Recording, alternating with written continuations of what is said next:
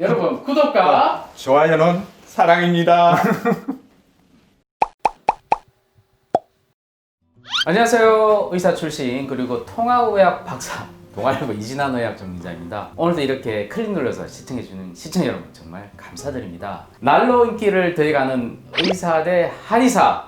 야, 이번 시간에는요, 저번 시간 비염에 이어서 알레르기 비염에 대해서 얘기해 보도록 하겠습니다. 봄, 가을뿐만 아니라 사시사철 걸리는 질환이 바로 알레르기 비염입니다. 그래서 오늘도 국내 최고 전문가 두 분, 의사와 한의사를 모시고 이야기를 나눠보도록 하겠습니다. 구독과 좋아요는 사랑입니다. 이번 시간은 비염이 아니라 알레르기 비염입니다. 네, 알레르기 비염 어떤 건가요? 알레르기 비염 사실 구독자 여러분들 중에도 걸리시는 분들 많죠. 네네. 전 인구의 거의 20% 30%가 알레르기 비염 환자라고 알고 있는데요. 네. 특히나 청소년들은 40%까지 알레르기 비염 환자라고 알려져 있습니다. 와, 엄청나죠. 네네. 알레르기 비염 그러면 우리가 알고 있는 콧물, 재채기, 코막힘 이 3대 증상 그 정도는 알고 있는데 엄청나게 네네. 괴로운 질환인데요. 네네. 생기는 원인에 대해서는 잘 알려져 있습니다. 아, 네. 우리가 흔히 공기에 떠다니는 그거를 이제 호흡기 항원이라고 하거든요. 호흡기 항원의 가장 흔한 거는요. 진먼지 진드기. 먼지 자체는 아닌데 그 먼지에 묻어 사는 진먼지 진드기. 그 다음에 꽃가루. 또 개고양이 많이 키우시죠. 개고양이 털. 또 조금 습하면 생기는 곰팡이. 이런 것들이 공기에 떠다니다가 우리 코 속에 들어오게 되고 그것들이 호흡기 전체에 과민 반응을 일으키는 겁니다. 흔히 알레르기 비염 하면은 면역 기능이 떨어져서 생기는 걸로 알고 계신데요. 사실은 그렇지 않고 우리 몸의 면역 기능이 오히려 과민하게 반응해서 생기는 질환이 되겠습니다. 자, 한의학적으로 어떻게 해석을 하십니까? 한의학적으로도 사실 이 알레르기라는 질환은 굉장히 치료하기 어려운 질환 중에 하나죠. 네네. 꽃가루나 온도 변화가 들어오면 코가 이제 외부 이물질에 대해서 콧물로서 씻어내리려 그러고 재채기로서 밀어내려 그러고 가려움증으로 긁어내려 그러고 코를 부풀어 오르게 해서 많은 공기가 못 들어오도록 막아버리는데 보통 가을철 갑자기 이제 더워졌다가 차가워지면서 0.25초 만에 코가 온도 조절을 못하는 것을 면역의 양기가 부족하다 이렇게 이야기하고 네. 그 다음에 봄철에 꽃가루가 많이 날릴 때는 이제 그 꽃가루를 점막이라는 것이 이제 전부 다 잘 출입해서 방어해야 되는 코팅 처리를 해야 되는데 그 코팅 처리가 안 되는 것을 면역의 음기로 나눠서 음양적으로 기름을 채워 있는 방법을 쓰는 게 한의학적인 치료법입니다. 완치라는 개념이 없을 것 같은데 어떻습니까? 그렇죠. 실제로도 완치가 굉장히 어려운 질환입니다.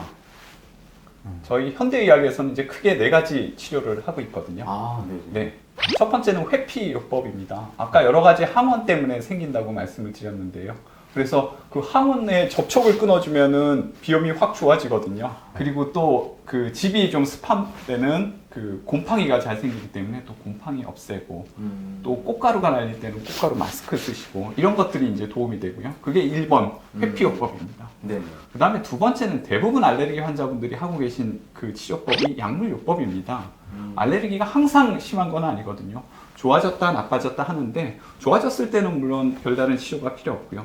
나빠졌을 때는 이제 약을 쓰시는 겁니다. 그 후에 이런 치료도 안 된다 그럴 때는 요즘 유행하고 있는 면역 치료라는 게 있습니다. 아, 네네.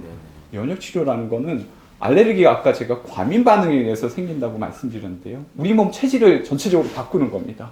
먹거나 주사를 맞아갖고 과민돼 있던 체질 자체를 끌어내려서 알레르기 비염 좋게 만들고요. 이리저리 해도 다 안 되고 코가 굉장히 막힌다. 막히는 게 주증상이다 그럴 때는 심지어 수술까지 합니다. 아, 코가 어떡해요? 주로 막히는 이유는 우리 코 안에 있는 이 합의각계라는 게 부어서 그런 거거든요. 네네네. 이 합의각계를 좀 태우거나 아니면 갈아내거나 그래갖고 크기를 줄여주면 코 막힘은 많이 좋아지기 때문에 또 그런 식으로까지 치료를 하고 있습니다. 체질을 바꾼다 하면 또 한의학적인 얘기를 하셨네요. 어떻습니까? 예, 면역이라는 것이 본래 이제 자기와 비자기의 싸움이라고 이렇게 이야기하거든요. 네네. 그러니까 비자기에 예민한 것은 자기가 약한 거라고 보거든요. 외부의 꽃가루, 이물질, 먼지, 온도 변화에 예민한 것은 자기가 약하기 때문이다. 이렇게 보기 때문에 그래서 자기를 북돋우는 방법을 많이 쓰죠. 그래서 이제 한의학에서는 곡지라는 혈을 쓰게 되면 곡지가 양태결이라 그러거든요. 곡지는 어디 있습니까? 이 팔꿈치 여기 부분에 여기 있습니다. 여기 있는데 양태결, 양기가 연못에 있는 물처럼 올라온다 이렇게 해서 여기를 찌르거나 아니면 뜸을 뜨면 코가 따뜻해지고 지압은 그렇죠. 지압도 많이 도움이 되거나 아니면 뭐 따뜻한 걸 올려놔도 좋겠죠. 그 다음에 이제 우리가 아까 이야기했던 중저혈이나 이런 걸 쓰면 면역의 음기를 북돋우는 거고 중저혈은 또 어디 있습니까? 중저혈은 여기 앵문 바로 위에 있습니다. 아. 위에 있는데 거기를 쓰면 또 면역의 음기를 돋우니까 그렇게 해서 코에 점액을 많이 분비하는 그런 면역의 음기를 돋우는 걸 하거든요. 그래서 음양적인 면역의 양기와 음기를 돋아서 체질을 원래대로 잘 북돋아서 치료를 한다. 이게 한의학적인 개념입니다. 정말 치료하기 쉽지 않은 거잖아요, 그죠? 예. 이게 뭐 오래 걸립니까? 어떻습니까? 한의학적으로는?